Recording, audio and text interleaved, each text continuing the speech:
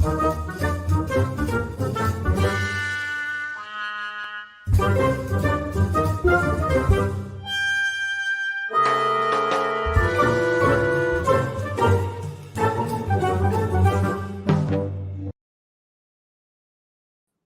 good evening, boys and girls. It's once again that time for the WADcast episode number 112.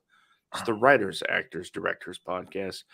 I am one of your hosts, Josh, joined with me, as always, by the man that finally took a break from touring with Nickelback, Brandon. Sure. What's up, everybody? Happy Friday. Everyone's up to a great weekend so far. Yeah, that's all I got for right now. Sorry, guys. I just kind of woke up from like a little hour-long nap, so I'm tired. Isn't it funny how we both get like pre-show naps in? It's rare for me. I need to do it more often. Yeah, I wake up feeling fresh as a daisy, so I can be here and it's like I saw this movie and it was like good. I guess I don't know. Yeah, that's how it's like sometimes. I feel when I don't get a chance to at least rest up, and you get that tired drunk. I've been there. I mean, don't get me wrong. It feels good. It feels so good. But at the same time, when you actually have to talk about stuff, you just kind of, it's just one long tangent after another. Oh yeah, no, absolutely, dude. Then you're pretty soon. The tax code is bull. What were we talking about? Video game movies? Oh, yeah. Yeah, tax code, game code. See, I tied it all together. That's how it is sometimes. Oh yeah, no. If I'm at like a certain point, I don't know what the hell I'm talking about. I'm just talking. I usually stay awake, and it's not my responsibility to make people understand what I'm saying. No, so, you're either following along or you're not. Yeah, and sometimes if you are following along, it makes me wonder, oh boy, what kind of mental prowess do these people have? Whether it's amazing, that they're actually able to keep up with such tired tangents, or is it just a sign of dementia? I don't know. That'd be pretty awesome if it was both. Yeah, it would. Listening to the WADcast can be a sign of mental health disease. We should put that on the t-shirt. Oh, God. Well, they say people who swear very heavily have less of a chance to, I think, are like less risk of Alzheimer's or something like that. I don't know. No, if heavy swearing and dark humor apparently has a correlation with Alzheimer's. So I'm screwed. Absolutely screwed. But as you get older, you're going to be a whole lot more fun. Oh, yeah. I hope so. My grandpa was awesome. Even when he had Alzheimer's, he was great. But anyway, so speaking of older and younger, we have an interesting topic tonight that I don't think we've really discussed this at all in the past shows. We've talked about sequels, we've talked about reboots and remakes and all that jazz. All the types of movies that can be made. Yeah. Yeah. I don't think we've spoken about pretty much like derivative movies, like carbon copies of other movies that have come out.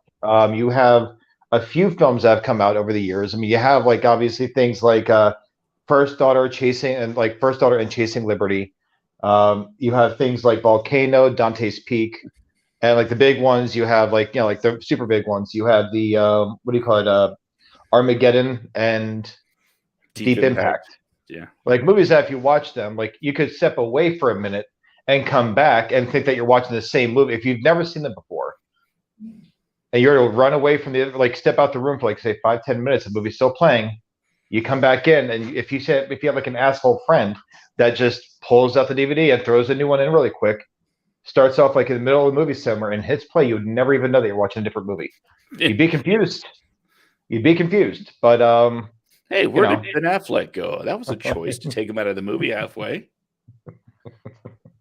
But so yeah, like I mean, you have a lot of those movies are like that, and so tonight we were going to be talking about those.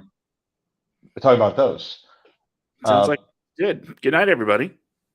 Yeah. And that's our show. We did pretty good. So, wrapped it up in much quicker, right? Faster than usual. Cool. 5 minutes. 5 minutes. Damn. You know, for the TikTokers, we're still on the long side. I know, right? But no. So I actually I've got a list. You have a list in front of you as you were telling me before we started the show. So we have we each have like certain things that we can look up. Yeah. Now, did you want to go first? Did you want me to go first and discuss like which one? And the other thing we're going to discuss is like which one we liked better. Oh, okay. I mean, yes, that was the plan. It was. Yeah. Definitely. I definitely knew that. God. All right. Well, you want to go first, or you want me to go first? Which one? I'll throw down the first pair of twins. Okay. How about The Adventures of Priscilla, Queen of the Desert in 1994, and Tu Wong Fu, Thanks for Everything, Julie Newmar. Now, how weird is it? You know, a lot of the time you're going to see movies with sort of similar plots come out near around the same time, separated by a year or so. Of course, the thing is, it takes years to develop a movie for the most part, right? Yeah. So it's not like really someone is just copying someone else's homework. Who knows? Maybe a script made its way to both studios, and one studio optioned it, and the other one's like, well, we still want to do a story like that, whatever the case may be.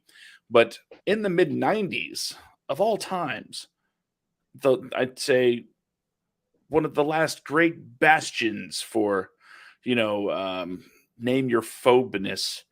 And the 90s was full of them. They're like, keep the gays off our TV, And yet there are two films about very flamboyant groups of men in drag that come out. No pun intended. Yep.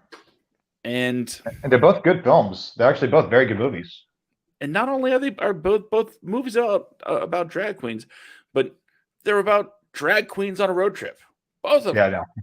Yeah. That's pretty eerie. Not not the drag queens, but I was going to say drag queens. Drag queens have to travel too. You know what I mean. I know what you meant. Two road movies about drag queens, and neither have drag racing. That's another, I think, a big misstep. Well, would you rather than pull it next to Vin Diesel and Paul Walker and have them hear about family for 5 minutes before they take off? Yes. That sounds absolutely amazing. But we'd have to put Paul Walker and Patrick Swayze in the other car. Fair enough. Now, which one did I say came first? The Adventures of Priscilla in the Desert. Yeah. Okay, so you didn't get my joke, did you? No, I wasn't listening. What? I'll tell you after the show. Okay. I won't forget. I'm proud of it. I just kind of okay. Go ahead. And anyway, Queen of the Desert. So the Adventures of Priscilla, Queen of the Desert. It's from Roadshow Entertainment, distributed by, and it's almost like I'd say it's the lesser known of the two. Yeah. Although it is definitely the more iconic. It did come first. And it's weird that Universal, mind you, came out with Tu Wong Fu a year later, but they went the full nine and got at the time A-listers to do this. So therefore, of course, it garnered more attention when you see Wesley Snipes, Patrick Swayze, and maybe less so John Leguizamo. And it seems like John Leguizamo, it's more like, yeah, this seems like something he'd do. But the other two, maybe not so much, especially mid 90s, the temperature of America at the time, seeing two action stars. What? Patrick Swayze, was he an action star? He did action-y stuff. Yeah, I'd say he did action-y stuff. Anyway, I'm just throwing myself way off topic. But the fact that these two big, strong, burly men are in a movie about drag queens really kind of took people out of their comfort zone, I think. Yeah. So it probably gets more credit for being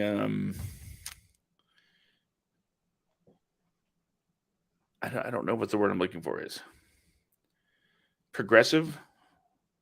Okay. So, I mean, out of the two, I like Priscilla better, but Tu Wong Fu is absolutely hilarious. Okay. And only 1 year apart. I didn't realize they were so close together, but yeah. You have any thoughts on those two? It's been a long time since I've seen Queen, but Tu Wong Fu I was actually just watching the other night, and I always like that one, especially Patrick Swayze storming up and getting ready to beat the hell out of the guy.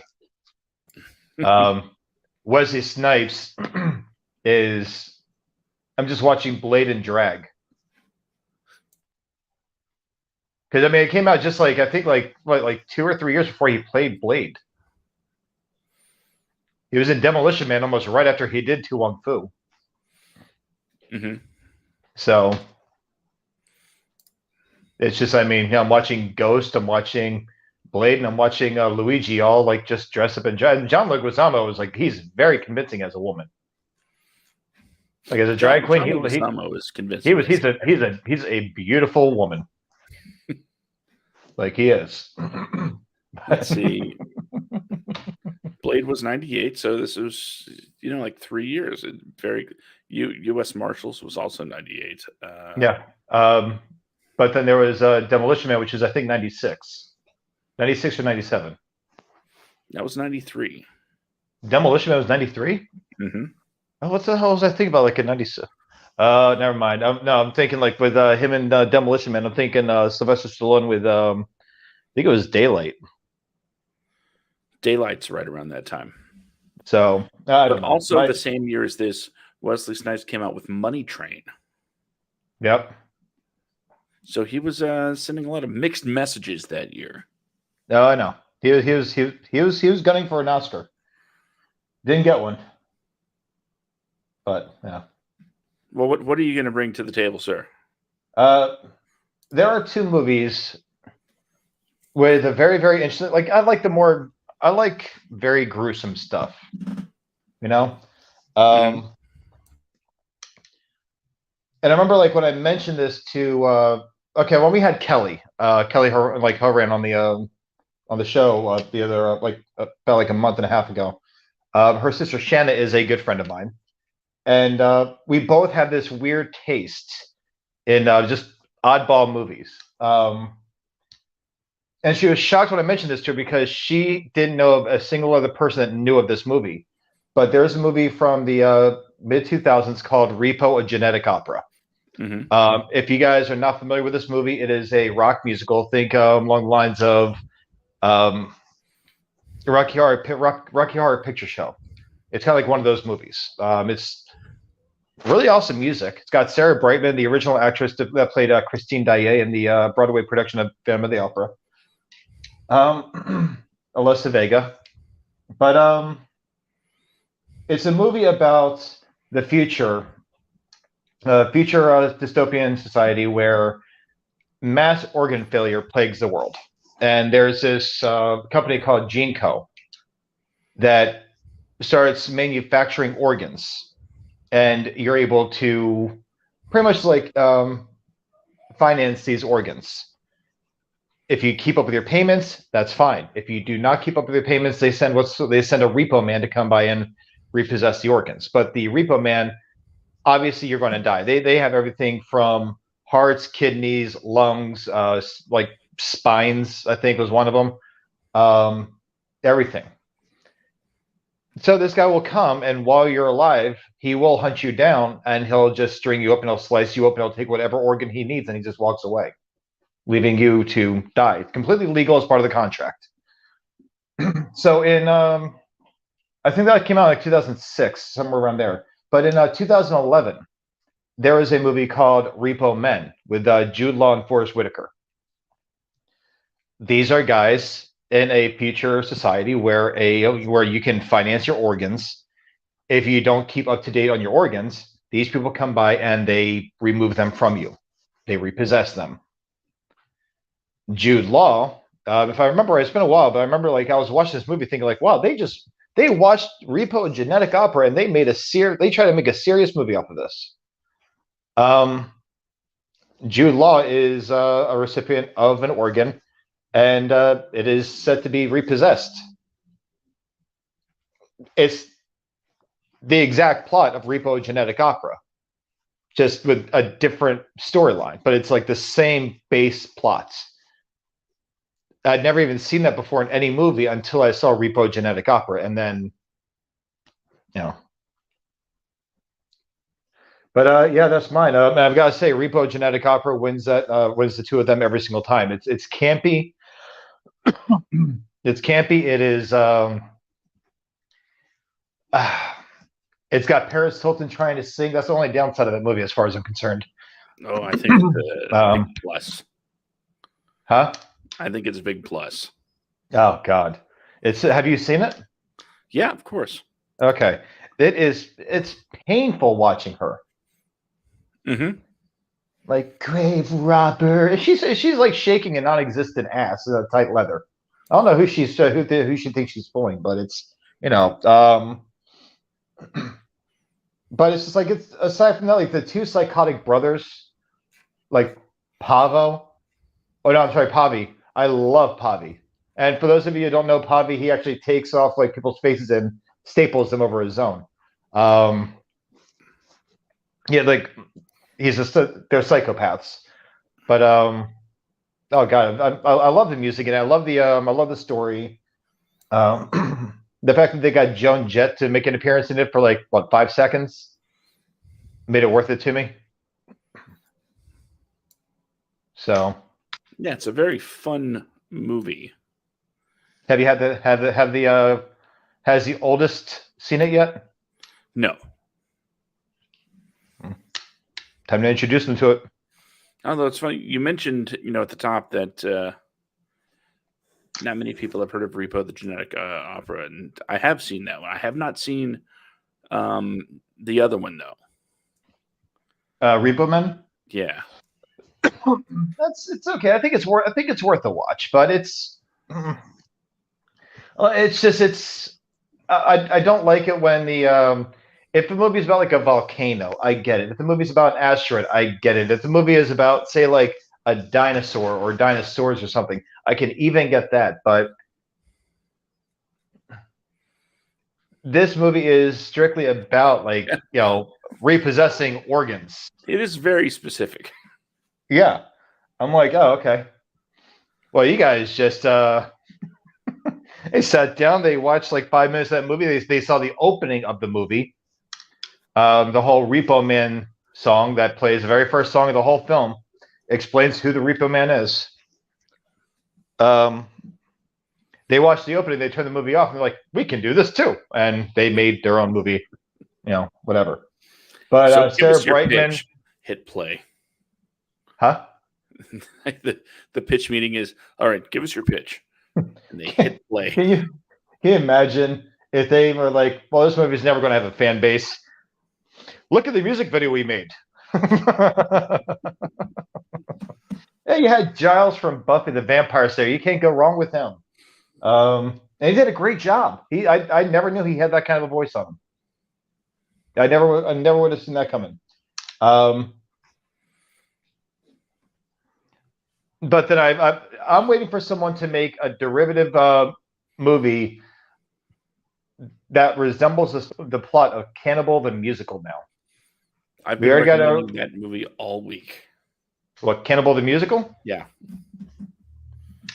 See, I need to get Shanna on this show. We had her sister. We need to get Shanna on the show so she can just talk about the weird ass like movies that she's watched or something like that. Like just talk about movies. She's not a member of the entertainment industry at all. So, but I think we need to get her on the show so she can actually talk about some of these weird ass movies in one of these episodes. But we create a whole new show to talk about weird ass movies. Call it Wham. What is it? How is he tap dancing? That's such a stupid line. And the fact that came like 15 minutes after the part happened.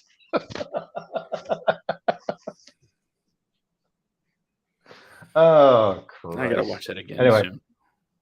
Yeah, I'm probably gonna watch it tonight. It's on YouTube, actually. You can watch it on YouTube. If you guys are ever curious about, yes, if you guys are ever curious, if you guys want to see like the dumbest hysterical movie, it's a Troma production. The guy that Larry Kaufman, right? It's Matt Stone and Trey Parker. Lloyd Kaufman. Well, no, I'm saying, but it's a Troma production. I think I'm right there. I think it's Lloyd Kaufman, right? A college film. No. Yeah, Lloyd Kaufman. I don't think so. Look at us doing research. Oh, now I'm curious. I don't like being wrong. All right. Yeah, distributed by Troma Entertainment. Mm-hmm. The screenplay was by Trey Parker and Matt Stone. Directed by Trey Parker. Yeah, with a $125,000 budget and a $70,000 return on investment. So it wasn't successful. This is before South Park, guys. Because it looked like it was made with a video camera. It really does. Oh, let's build a snowman. Talk about derivatives. Do you want to build a snowman? We need to get a cut of that. Do you want to build a snowman? Let's build a snowman. Yeah. They both really want to build snowmen. Oh, man. I really wish that we could post that on the show and not get like hit by any kind of, what do you call it? Copyright? Yeah, that. Anyway, so what do you have next? Okay, there it is. In the late 90s, remember all that time ago? Back when high school was still our biggest life thing. We're all in high school. Yep. I miss the late 90s. Not because of the times, but because it meant I was younger and didn't hurt so much. But yeah, now if you're like if you're sneezing, you're blowing out your back, if you're the camera operator is going crazy with the pans. Let me fix the camera real quick.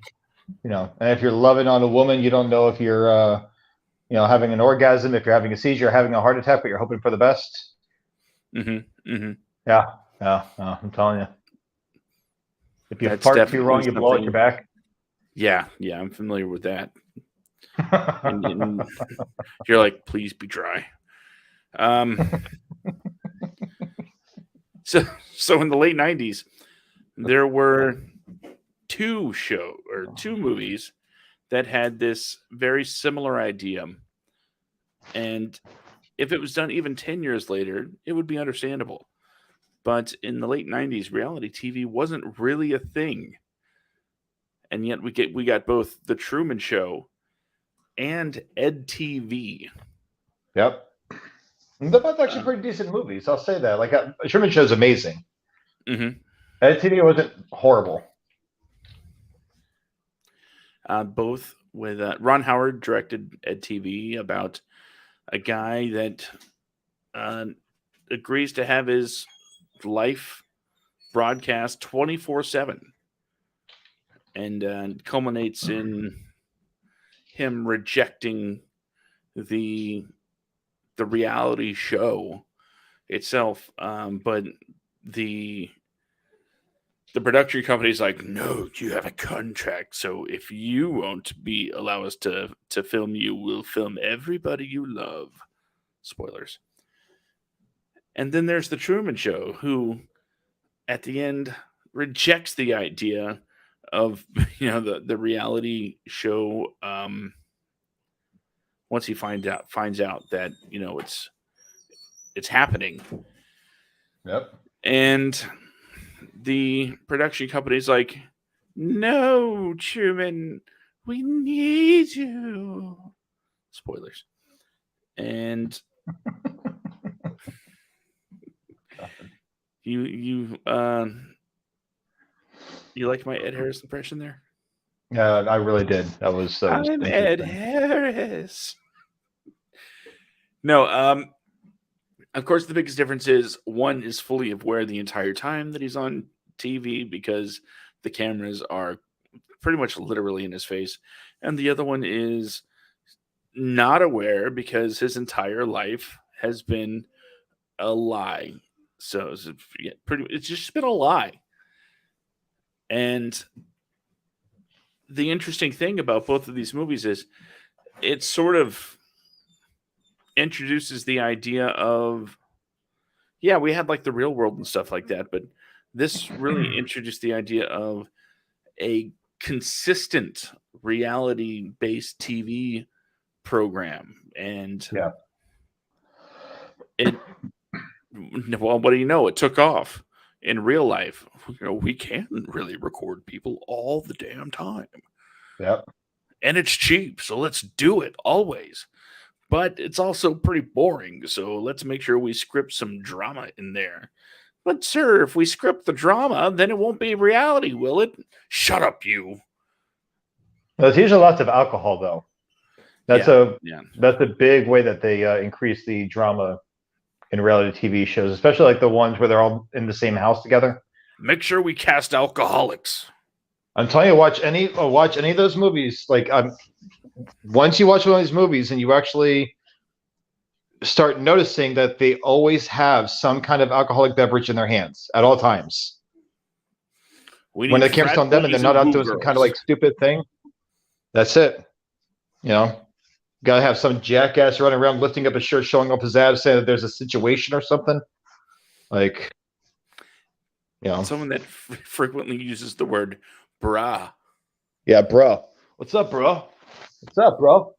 Yo, you got a problem, bro? Bro. And don't forget, woo! What just happened? Well, there's also one. Woo! There's also like one more very important thing that you're missing. Like they don't ever do this with their sunglasses. They don't do that. No. They have to have their sunglasses on. Yeah, there we go. Like that. Oh, I'm sorry. No. A little higher.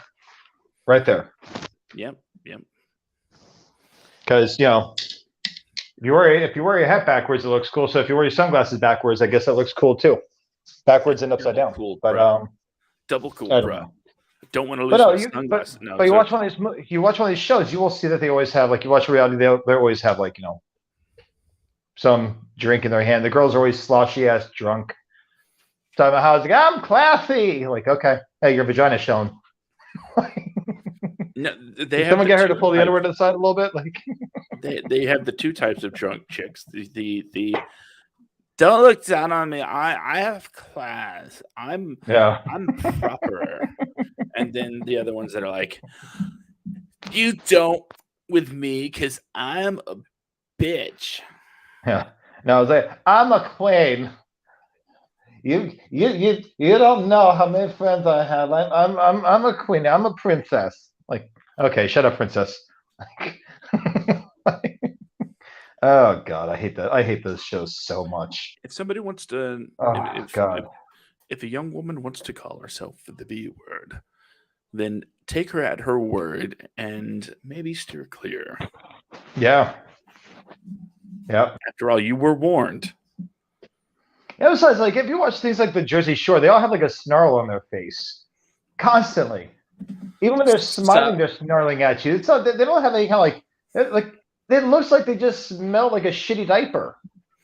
Mm-hmm. If you want to person, I mean, we're coming off topic anyway. EdTV and Truman Show. Yeah, I could say this. I could talk shit about reality TV all night long. I hate it that much. But it's also great. And when you edit it, it's even worse. Trust me. So. Well, then let's get this train back on the rails with your next comparison. What you got? Okay, let me. Another movie that I was watching, and then shortly after another movie came out that was like exactly like it, but Olympus Has Fallen and White House Down. It's the exact same damn movie. Different actors, different characters, same damn movie. That's all I've got to say about it. If you guys are curious about, they each have sequels now. Just go watch them.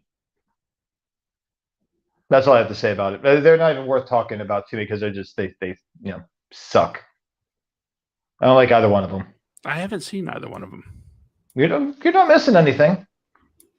You know, you were going to be just as fulfilled when you finish watching these movies as you are right now, not knowing anything about them. That's how good they are.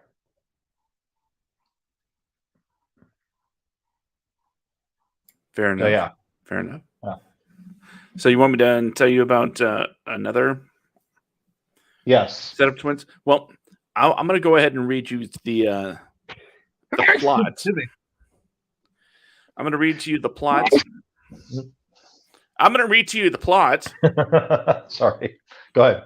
And you see if you can tell me what the movie is, okay? Okay. And then I'll tell you you're wrong. So, yeah, just letting you in on that little secret ahead of time. Okay. Okay. It is a film in which a 12-year-old boy becomes involved in Major League Baseball. I have a feeling it's not Rookie of the Year.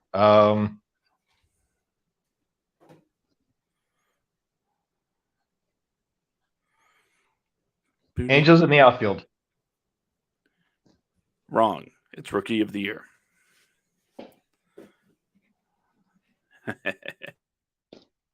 See what I did there? You see, no matter what you said, I was going to say wrong to go with the other one. But either way, those are the two movies, right? Yeah, those are the two movies. And they were, once again, released about a year apart. So it seems like someone's like, hey, there's a movie being made about a 12-year-old that's going to be in Major League Baseball. We should make one. So they did.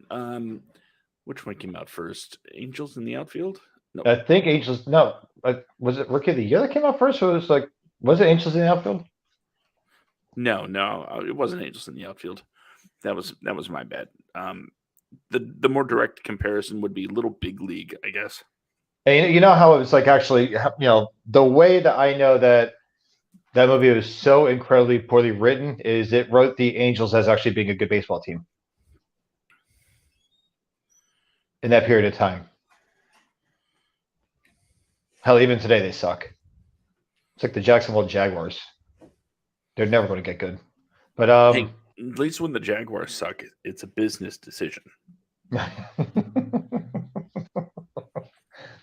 All right, boys, huddle.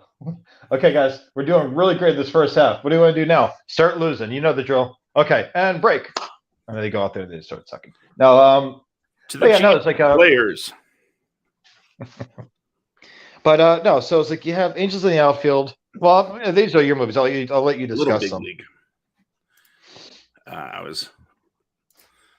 We got. Let's see in the comments. Oh, my friends Sam and Jacksonville. Hey, Sam. So, but you have like Jacksonville. Someone from Jacksonville in the house. You have to do it. Oh, okay. Duval. Well, she's in your city, so she's out there in Jacksonville. Well, so now, okay, so like, what you want to talk about the plots of these movies, so people like, in case people have been living under a rock for, say, I don't know, like 30 some odd years now, what these movies are. Okay, we're going to talk Rookie of the Year and Little Big League. Rookie of the Year 1993, Little Big League 1994. Rookie of the Year, kid breaks his arm, becomes a great pitcher because of somehow the tendons tightening and becomes superhuman. Has these superhuman fastballs. And wait, that sounded a little can I take that back? No, it's okay. Leave it. Okay. I'm good with it. Well, it has a young Daniel Stern.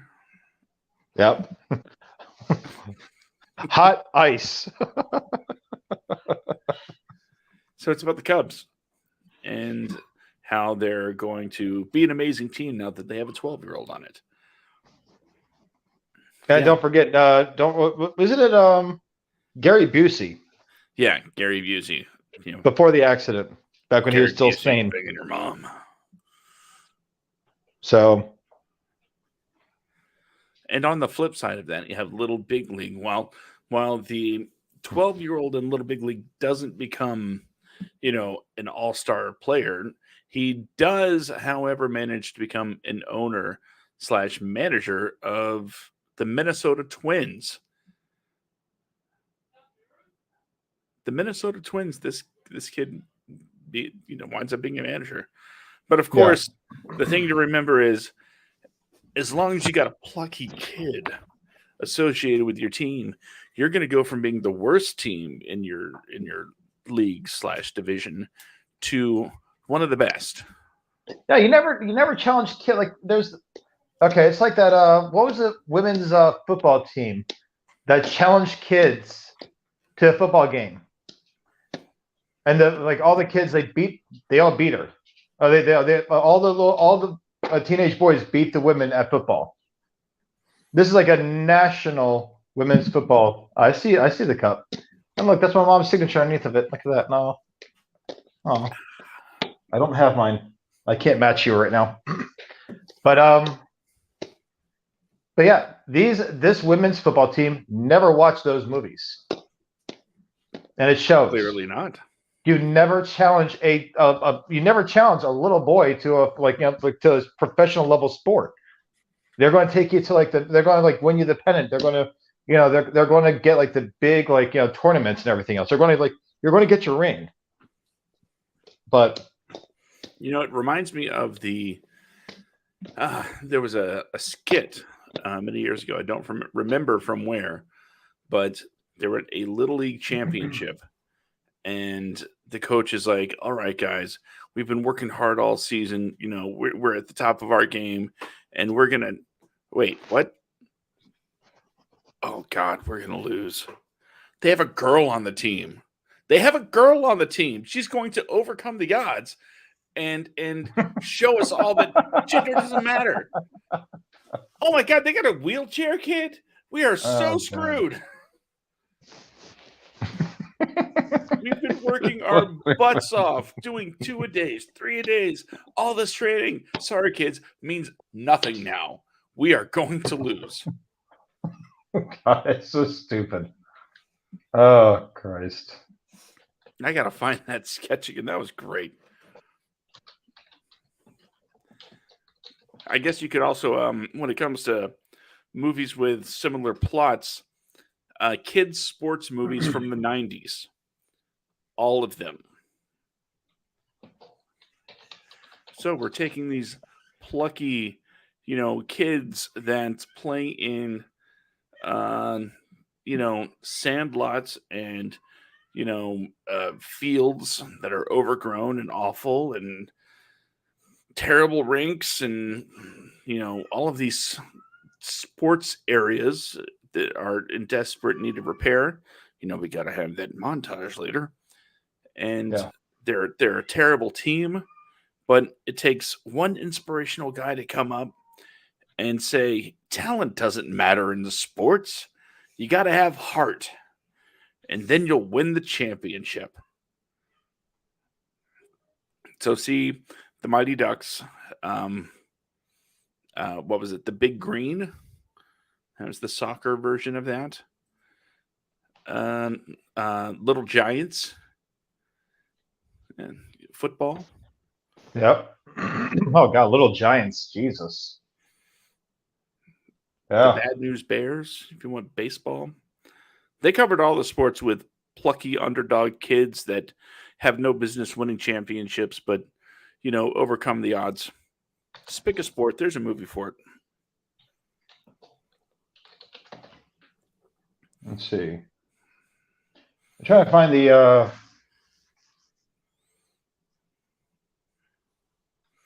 What are you trying to find? This sketch. I know what you're talking about. It wasn't like one of the British ones, was it? No, it wasn't British. Okay. I'm seeing like the whole I'm seeing the whole your dad's a loser one, but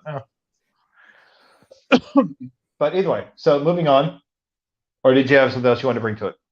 No, I've just been talking about stuff until you were ready. Okay. I have another one that I don't really care for. It'll be a really quick mention because I want to try to get as many as we can in here.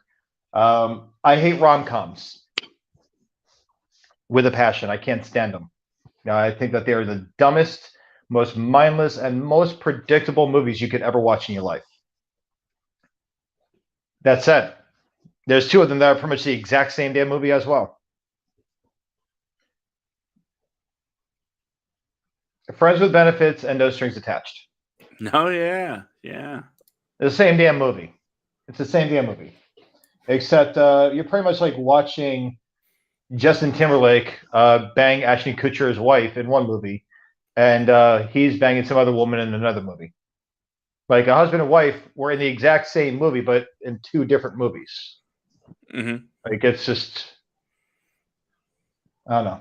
But, they're a mismatched pair that just are together just for, a little fun and excitement. Oh, no, someone's catching feelings. Will they or won't they? Oh, they do? Oh, but then they don't work out. But now they come back to each other through some kind of chance or a realization or lesson learned. And then they get back together. And now it's no longer a hump and dump relationship. It's no longer a one night stand kind of thing. It's no longer friends with benefits. They're meant to be together. The end. Both movies. Mm-hmm. And it just follows the rom-com formula. There's a formula that has the only romantic comedy I can think of that absolutely threw me for a loop when I saw it the first time was The Breakup. Oh, yeah, because spoilers for the breakup. They don't get back together. No, and it's a very awkward meeting at the end of the movie. Mm-hmm. When they run back into each other, it's very awkward for both of them. They don't know what to do, what to say to each other. Like, I mean, that's it's more grounded in reality, and it's I think one of the best romantic comedies ever made. But that and Forgetting Sarah Marshall. Forgetting Sarah Marshall is pretty good too. But that still follows the romantic comedy formula. It's better, but it still follows a romantic comedy formula. Like to a T. Formulas don't have to be bad. That should be one of our topics we go into one week. The formulas, the good and the bad. I will write this down since you never do. Okay, I'll write this down. You just no, it's okay. It's okay. I've got my pink pen. You just don't move. I got this. I got you. I have a planner now. Movie. I have a planner. Formulas. And there we go. you can see that right there. I see what I'm doing. Don't worry. No, you're not seeing what I'm holding up. Okay. What are you holding up, sweetie? Let's see. You see that? Yeah, it's a pen with a stylus on it. It says Wadco Media. Oh, you want me to read it? Yes, reading. Oh, I thought you just I was like, oh, look at my pen. Yeah, that's all pink. Yeah. Yeah. It also has my address on it. So I didn't want to show the whole thing. But yeah, got a pin with our company name on it. Yeah, so I have a polo with your company name and a coffee mug that a really good friend sent you with the company name on it. No, with one of the shows named. I like a polo. I actually have two in your size. Come get what? I have two shirts with the Wadco polos in your size. Come get them.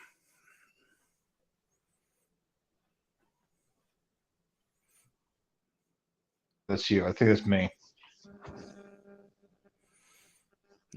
Brandon's all sorts of frozen. Okay, he's. Wait a second. Well, I can't have just silence.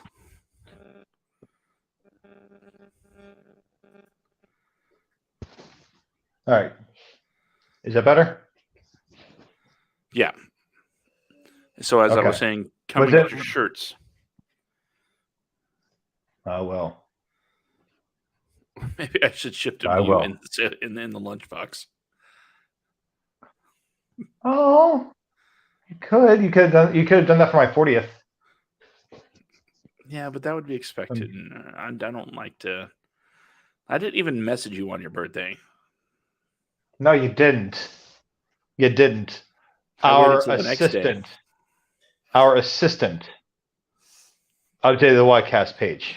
Yeah. But anyway, so unpaid on my dad. You can have your Joshie.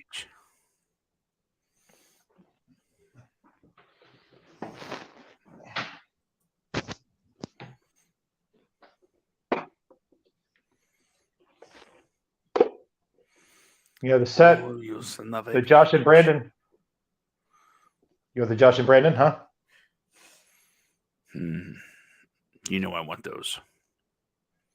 How bad do you want it? Tell me. How bad? Real bad. How bad? Yeah. Real bad. Yeah. You like how big that is? Yeah. Yeah. Yeah. Yeah. How about this one? Oh, that's so good. Yeah, look at that bald head. Yeah. So yeah. Yeah. Just enough hair to keep you warm. I just want to hold it.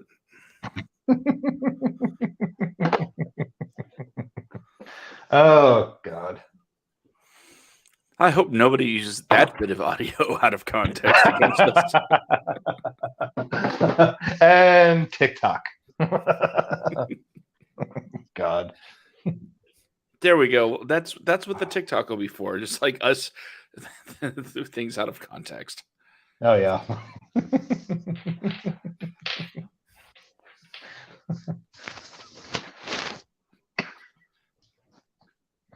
We'll get quite the following. I don't know what kind of following we would get for shit like that.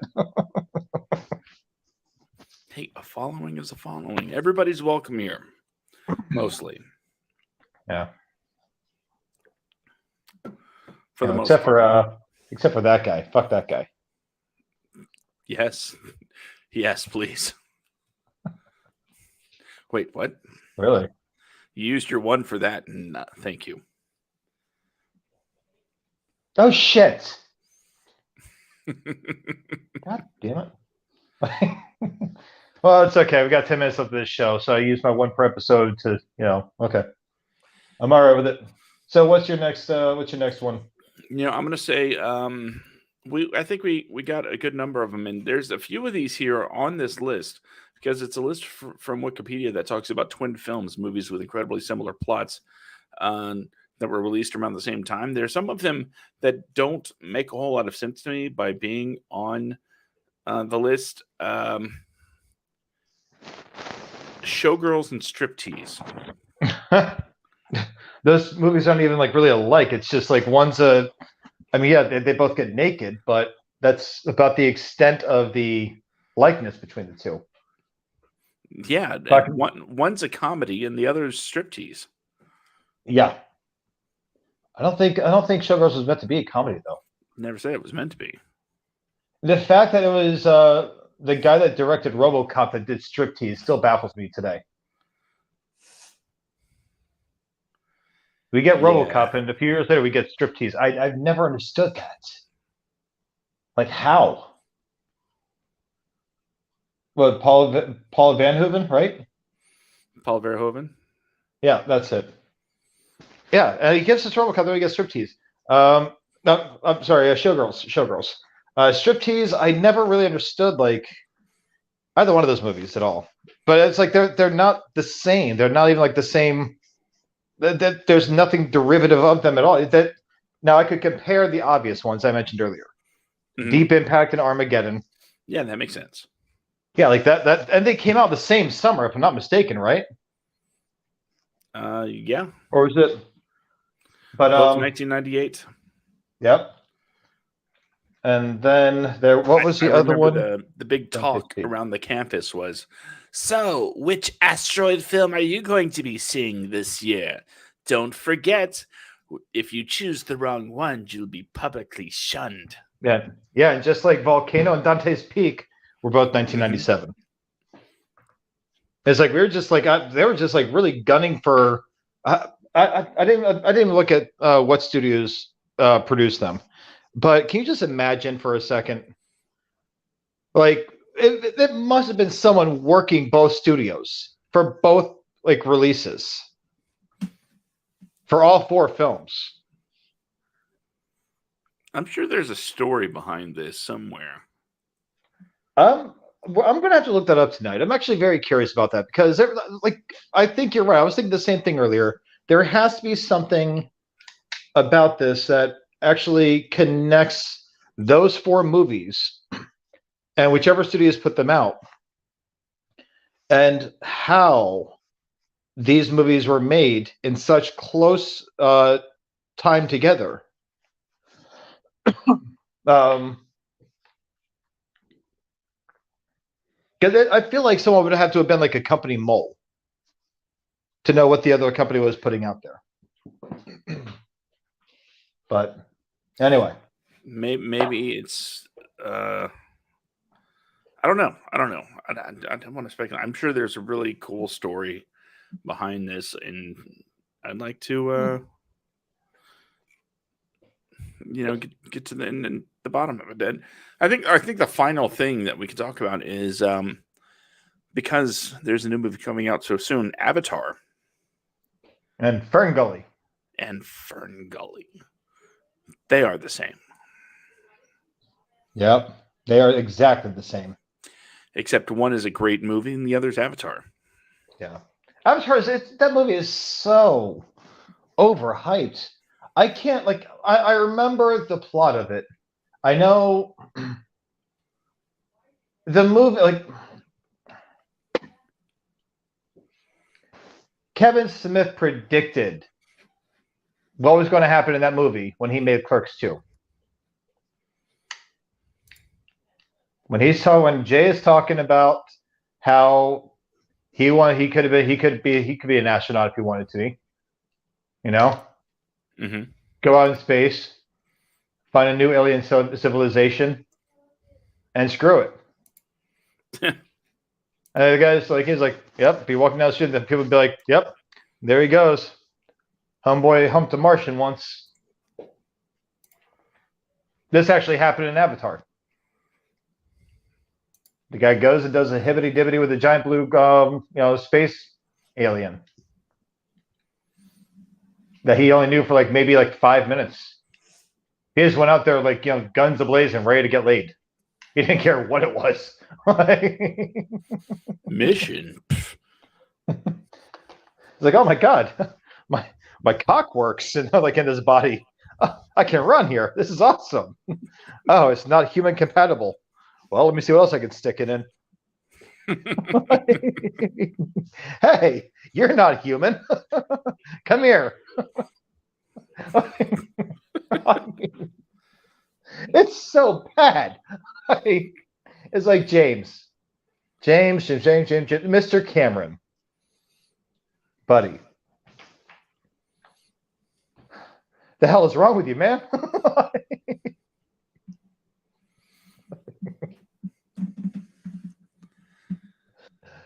Oh man, I can't. Anyway, but yeah, that was her for Gully, and Pocahontas, And Dances with Wolves. and Dances with Wolves. Yeah, yeah. It's and they all came out like in the same decade. Mm-hmm. No. Avatar came out. No, that was the only one that came out like in the late 2000s, like around 2009 or 2010, I think. something like that. But the other ones all came out like within like a few years of each other back in the 90s. So Yeah.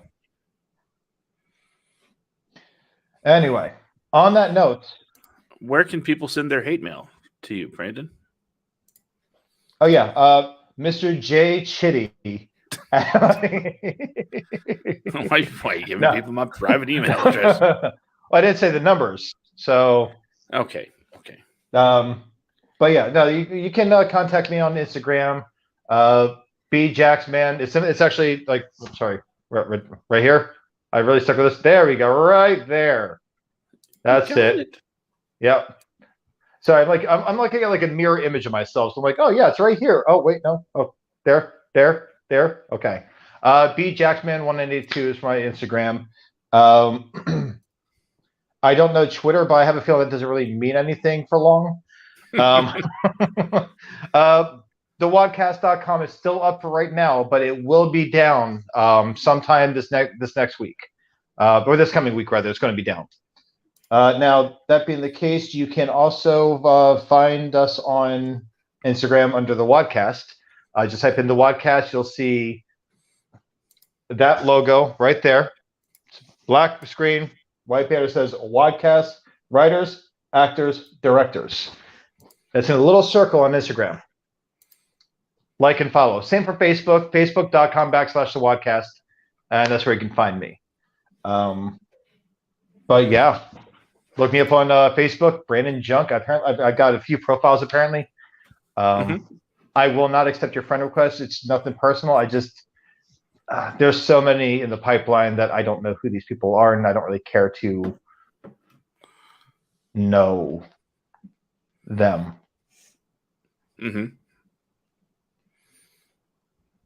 Yeah. So Josh, what about you? I keep wondering why Spielberg keeps telling me you're not accepting his friend request, but what can I say? Did you see what he did to Indiana Jones?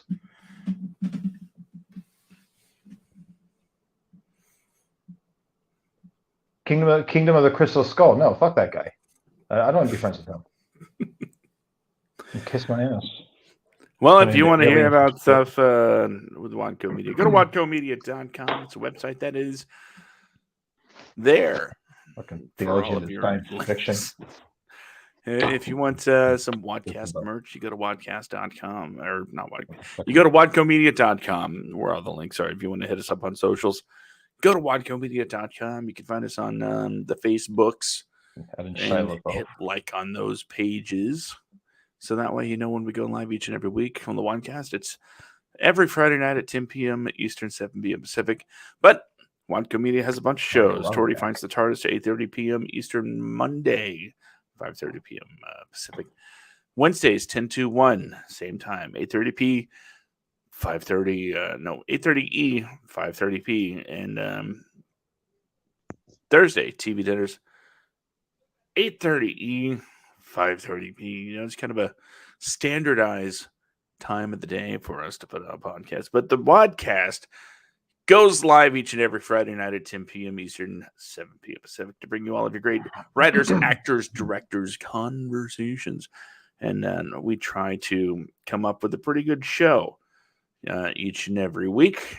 And sometimes we even figure out something to talk about 15 minutes before the show instead of just 5. Most times. That's how it works. We're not very good at planning, buddy. No. But when we have a guest, we at least know beforehand that we're going to have them. We just wait like 5 minutes before the show before we tell anybody. Well, we had Dave last week. We didn't actually really make sure that we had him till like 24 hours before the show. Yeah. We had backup plans, like backup topics in case. Someone did confirm that he was on the show, right? Yeah, our assistant did.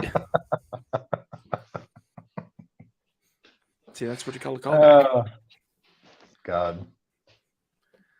And Dave, thank you again for coming on the show. Yeah, Dave was awesome. He was. He was. He really was. It was a lot of fun.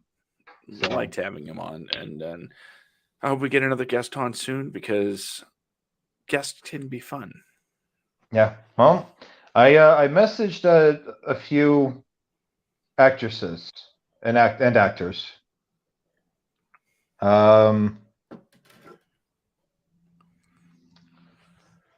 We'll see. They're not big names in the main film industry, but in the sub film industry, you can find some of them in the likes of xxxbunker.com, xvideos, Pornhub. So that's what you mean by sub industry. Yeah. I heard back from one of them. She's retired. Industry.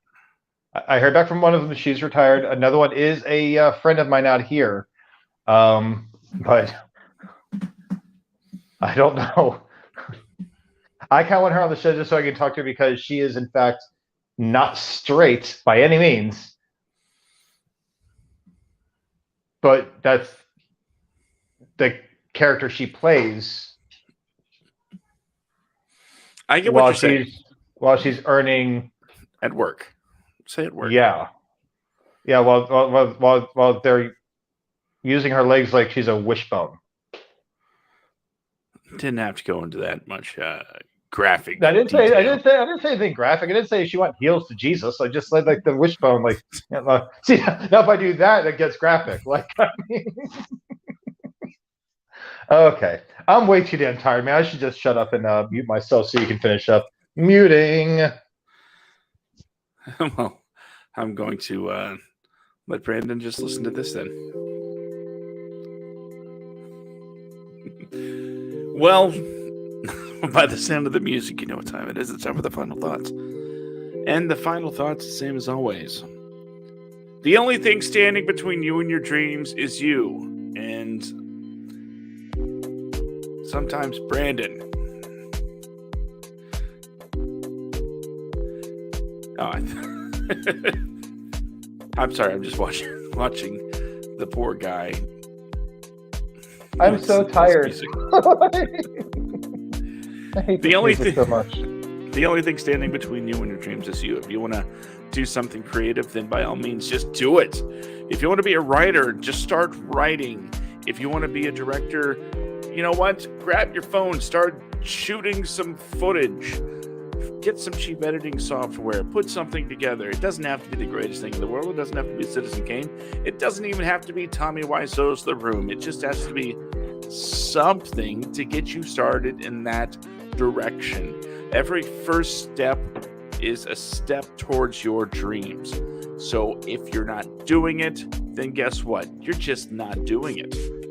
Get out of your own way. Start doing what you're meant to do and do it.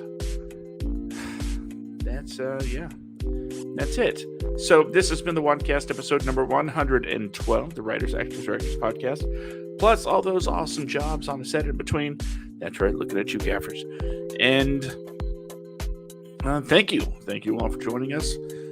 This has been, I think, a pretty fun episode. So until next week, I'm Josh. That guy over there is Brandon. At least guys have a good night. Yep. So, see you next week.